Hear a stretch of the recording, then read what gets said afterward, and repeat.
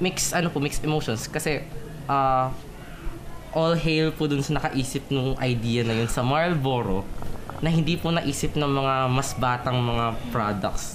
Nakakaloko, grabe ginamit pa niya na yung maybe never trust. Maybe never fall in love. Yung mga ganon. Excuse me, magkaiba yung pangarap sa paninigarilyo. Isipin ng mga iba, ad lang yan, bakit ginagawa niyang big deal? Pero sa totoo, yung konting push ng ad na yan, pwedeng makasira ng buhay kasi once na naging smoker ka na, ang daming pwedeng sakit, cancer, pwedeng mamatay. Tinigilan ko po yun, 2 taon.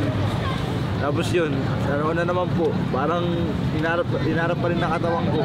So po nangyayari, ang naging outlook po sa mga, sa teenager na lang na tulad ko po, is, pwede na pala akong nanigarilyo. Ako po, nagsisisi kasi ako kasi hindi ko na matigilan kahit gusto kong tigilan, hindi ko matigil-tigilan.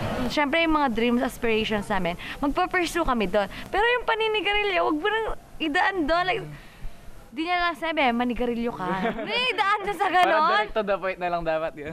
Ginawa niya kaming mga tama siya, mababaw. Nakakaloko talaga. Ginawa kaming mga hindi makakaintindi. Baka by the time ko, after 1 decade, marami na palang nag-smoke ng dahil dun sa ad na yun.